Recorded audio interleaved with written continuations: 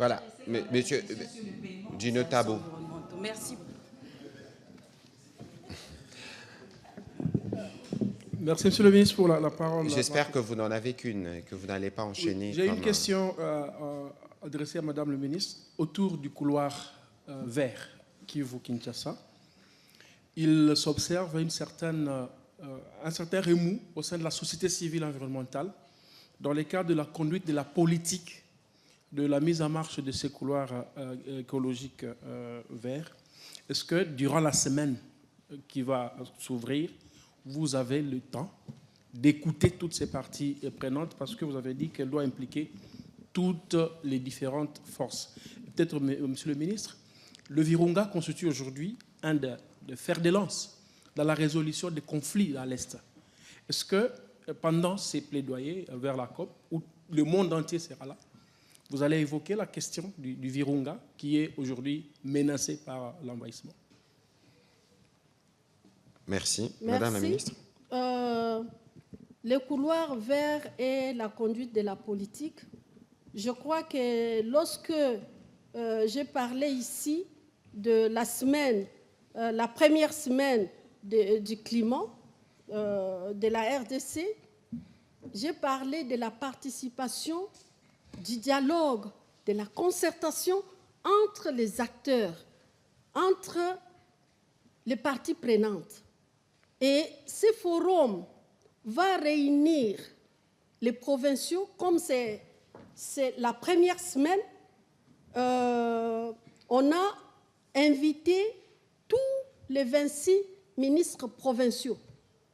Nous sommes passés par les ministères, par les VPM intérieurs, nous lui avons adressé l'invitation, lui nous a relayé les messages par télégramme et aujourd'hui, tous les ministres provinciaux sont saisis. Nous avons également invité la société civile. Je sais qu'elle est plurielle, mais il y a quand même des organisations qui représentent cette société civile. Il y a les organisations des femmes, les organisations des jeunes, il y a les privés qui sont très impliqués dans le domaine de l'environnement, et nous allons avoir un cadre multi-acteurs. Ça va être un cadre qui va discuter de tout. Bien sûr que l'État est court, mais en tout cas, nous allons aborder tous les sujets.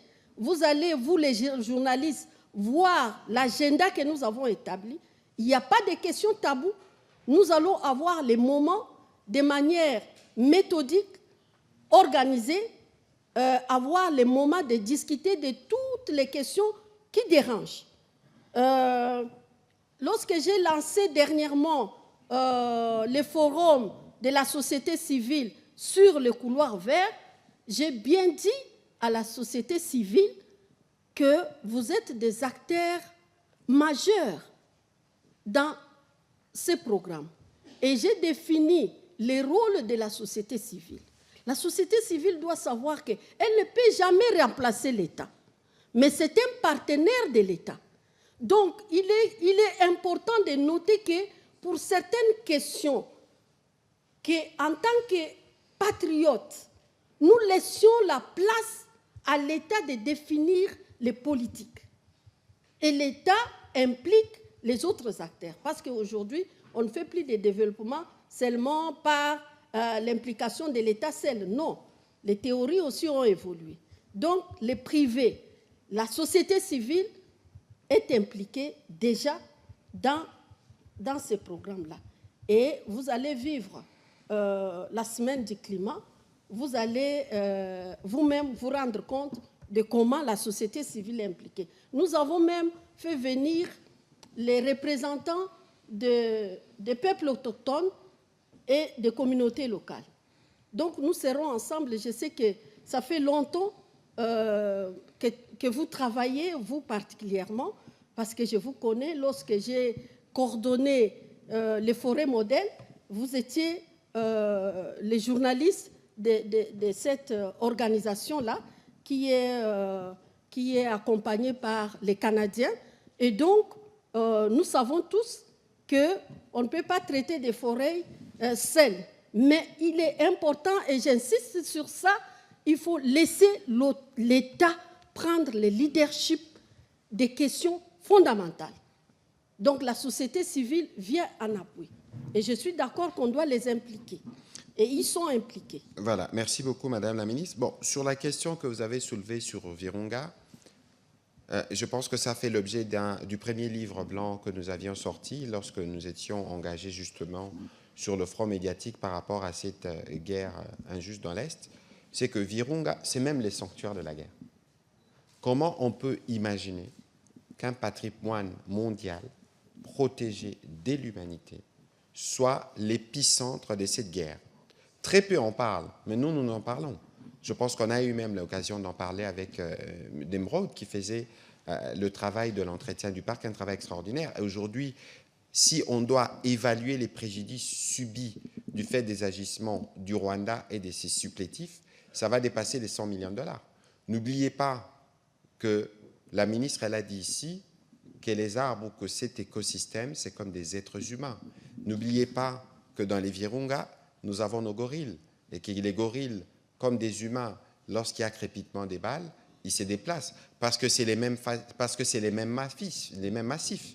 Et donc, de l'autre côté, c'est bien de maintenir cette partie de notre parc dans une forme d'instabilité chronique pour qu'on tire les dividendes de l'autre côté du fait du déplacement de certains de nos gorilles, parce qu'ils évoluent dans les mêmes environnements. Et donc, ça, c'est une question qui figure bien en place de toutes les discussions, de toutes les interactions que l'on a, parce que c'est un patrimoine protégé de l'humanité et qu'il doit y avoir de manière permanente une attention particulière, et qu'au terme de tout ceci, il y a un vrai travail qui doit être refait pour être sûr que les écosystèmes sont préservés. Il y a des activités économiques qui s'est développées autour et qui doivent être restaurées, parce que c'est aussi de l'emploi pour nos populations de cette partie du pays.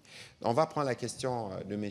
Jean-Marie Cambon. Si vous permettez, je voudrais placer un mot, c'est très Madame important. Je vous en prie. Lorsque nous sommes intervenus à Addis Abeba, à New York, au Brésil, la semaine dernière, nous avons insisté sur la perte de biodiversité due au déplacement des populations, et nous avons qualifié ça de génocide.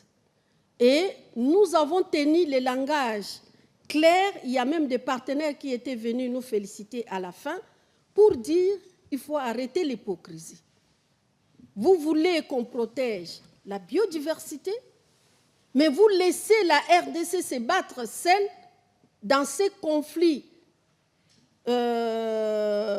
du siècle, qui a fait des millions, des dizaines de millions de morts, et aujourd'hui, ça tue l'environnement, ça tue la biodiversité. Si réellement vous tenez à la biodiversité, parce qu'il y a toute une convention qui a été signée par toutes les nations, il est temps que vous puissiez vous impliquer pour que les déplacements des populations s'arrêtent. Et ce déplacement ne peut s'arrêter qu'avec l'arrêt de la guerre. Tout à fait. Voilà. Merci beaucoup, Madame la Ministre, pour ces compléments cruciaux.